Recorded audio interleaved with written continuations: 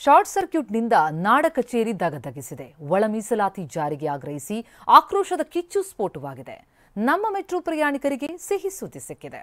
ಇದೆಲ್ಲ ಸುದ್ದಿ ನೋಡೋಣ ಸಮಗ್ರ ನ್ಯೂಸ್ ಟಾಪ್ 9 ನಲ್ಲಿ. ಶಾರ್ಟ್ ಸರ್ಕ್ಯೂಟ್ನಿಂದ ನಾಡ ಕಚೇರಿ ಸುಟ್ಟು ಭಸ್ಮವಾಗಿದೆ. ರಾಯಚೂರು ಜಿಲ್ಲೆಯ ದೇವದುರ್ಗ ತಾಲೂಕಿನ ಗಬ್ಬೂರು ಗ್ರಾಮದಲ್ಲಿ ಘಟನೆ ನಡೆದಿದೆ. ಬೆಂಕಿಯ ಕೆನ್ನಾಲಿಗೆ ಕಚೇರಿಯಲ್ಲಿನ ಕಂಪ್ಯೂಟರ್ ಬ್ಯಾಟರಿ ಸುಟ್ಟು ಭಸ್ಮವಾಗಿದ್ದು, ಕಚೇರಿಯಲ್ಲಿ ಸಾವಿರಾರು ದಾಖಲೆಗಳು ಸುಟ್ಟು ಕರಕಲಾಗಿವೆ. ಗಬ್ಬೂರು ಪೊಲೀಸ್ ಠಾಣಾ ವ್ಯಾಪ್ತಿಯಲ್ಲಿ ಘಟನೆ ನಡೆದಿದೆ. ಮಕ್ಕಳನ್ನ ಅಂಗನವಾಡಿಯಲ್ಲೇ ಲಾಕ್ ಮಾಡಿ ಸಹಾಯಕಿ ಜಮೀನು ಕೆಲಸಕ್ಕೆ ಹೋಗಿದ್ದಾಳೆ. ಯಾದಗಿರಿ ಜಿಲ್ಲೆಯ ಗುರುಮಠಕಲ್ ತಾಲೂಕಿನ ಬುದೂರ್ ಗ್ರಾಮದಲ್ಲಿ ಘಟನೆ ನಡೆದಿದೆ. ಅಂಗನವಾಡಿಯ ಮುಖ್ಯ ಸಹಾಯಕಿ ಮಾಸಿಕ ಸಭೆಗೆ ಬೇರೆ ಗ್ರಾಮಕ್ಕೆ ಹೋಗಿದ್ರು. ಹೀಗಾಗಿ ಸಹಾಯಕಿ ಸುಮಿತ್ರಮ್ಮ ಮಕ್ಕಳನ್ನ ಲಾಕ್ ಮಾಡಿಕೊಂಡು ಜಮೀನು ಕೆಲಸಕ್ಕೆ ಹೋಗಿದ್ದಾಳೆ. ಮಕ್ಕಳು ಅಳುತ್ತಾ ಕೂಗಾಡಿದ್ದಾಗ ಗ್ರಾಮಸ್ಥರು ಮುಖ್ಯ ಸಹಾಯಕಿಗೆ ವಿಷಯ ಮುಟ್ಟಿಸಿದ್ದಾರೆ. ಸ್ಥಳಕ್ಕೆ ಬಂದು ಬೀಗ ಓಪನ್ ಮಾಡಿದ್ದಾರೆ. ಎಸ್ಟಿಎಂಸಿ ಅಧ್ಯಕ್ಷ ಮತ್ತು ಮುಖ್ಯ ಶಿಕ್ಷಕಿ ಜಗಳದಿಂದ ವಿದ್ಯಾರ್ಥಿಗಳು 2 ಗಂಟೆ ತಡವಾಗಿ ಊಟ ಮಾಡಿದ್ದಾರೆ. ಕಲಬುರಗಿ ತಾಲೂಕಿನ ತಾಜ್ ಸುಲ್ತಾನಪುರ ಶಾಲೆಯಲ್ಲಿ ಘಟನೆ ನಡೆದಿದೆ. ಶಾಲಾ ಮಕ್ಕಳನ್ನ ತಮ್ಮ ವಿರುದ್ಧ ಎತ್ತಿಕಟ್ಟಿ ಪ್ರತಿಭಟನೆ ಮಾಡಿಸ್ತಾ ಇದ್ದಾರೆ ಅಂತ HM ಭಗೀರಥಿ ಆರೋಪಿಸಿದ್ರೆ, ಎಸ್ಟಿಎಂಸಿ ಅಧ್ಯಕ್ಷೆ ಕವಿತಾ ಪ್ರತಿ ಆರೋಪ ಮಾಡಿದ್ದಾರೆ. ಇಬ್ಬರ ಜಗಳಕ್ಕೆ ಬೇಸತ್ತು ಮಕ್ಕಳು ಪ್ರತಿಭಟನೆ ಮಾಡಿದ ಪ್ರಸಂಗವೂ ನಡೆದಿದೆ. ಹೆಚ್ಚಿನ ಬೆಲೆಗೆ ಹಾಗೂ ಬೇರೆ ಜಿಲ್ಲೆಗಳಿಗೆ ಯೂರಿಯಾ ಗೊಬ್ಬರ ಮಾರಾಟ ಮಾಡಿದ ಕಾರಣ ದಾವಣಗೆರೆಯಲ್ಲಿ 11 ಅಂಗಡಿಗಳ ಲೈಸೆನ್ಸ್ ರದ್ದು ಮಾಡಲಾಗಿದೆ.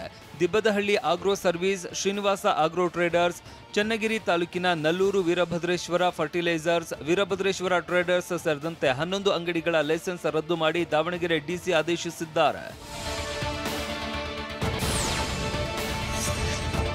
ಶಿವಮೊಗ್ಗ ನಗರದಲ್ಲಿ ಬಿಂದಾಸ್ ಆಗಿ ಓಸಿ ದಂಧೆ ನಡೀತಾ ಇದೆ. TV9 ಕ್ಯಾಮೆರಾಗೆ ಸಿಕ್ಕಿ ಓಸಿ ದಂಧೆಯ ಆಟ ಬಯಲಾಗಿದ್ದು, ನಿತ್ಯ ಕೋಟಿ ಹಣಕಾಸಿನ ವ್ಯವಹಾರ ನಡೀತಾ ಇರುವ ಮಾಹಿತಿ ಹೊರಬಿದ್ದಿದೆ.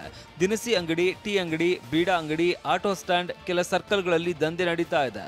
ಪೊಲೀಸ್ ಠಾಣೆಗಳ ಸಮೀಪ ಓಸಿ ದಂಧೆ ನಡೀತಾ ಇದ್ರು ಪೊಲೀಸರು ಮಾತ್ರ ಕಣ್ಮುಚ್ಚಿ ಕುಳಿತ ಆರೋಪ ಕೇಳಿ ಬಂದಿದೆ.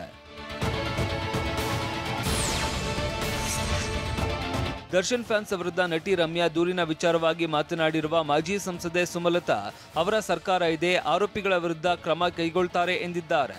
ನನ್ನ ಬಗ್ಗೆ 6 ವರ್ಷಗಳಿಂದ ಟ್ರೋಲ್ ಆದಾಗ ಯಾರೂ ಮಾತನಾಡಿಲ್ಲ. KR ನಗರದಲ್ಲಿ ನನ್ನ ಮೇಲೆ ಹಲ್ಲೆ ಸಹ ಆಗಿತ್ತು. ನಾನು ಪೊಲೀಸ್ ಠಾಣೆಗೆ ದೂರು ನೀಡಿದ್ರೂ ನ್ಯಾಯ ಸಿಕ್ಕಿಲ್ಲ. ನಟಿ ರಮ್ಯಾ ಅವರಿಗೆ ಈಗ ಪೊಲೀಸರು ಎಲ್ಲರೂ ಸಿಗ್ತಾರೆ. ಪ್ರತಿಯೊಬ್ಬರಿಗೂ ಇದೇ ರೀತಿಯ ಸೌಕರ್ಯ ಸಿಗಬೇಕು ಅಂದ್ರು. ಗ್ಯಾರಂಟಿ ಯೋಜನೆಗಳಿಗೆ SC, SP, STP ಹಣ ಬಳಕೆ ಮಾಡ್ತಾ ಇರುವ ವಿರುದ್ಧ ಬಿಜೆಪಿ ಪ್ರತಿಭಟನೆ ನಡೆಸೋದಕ್ಕೆ ಸಜ್ಜಾಗಿದೆ.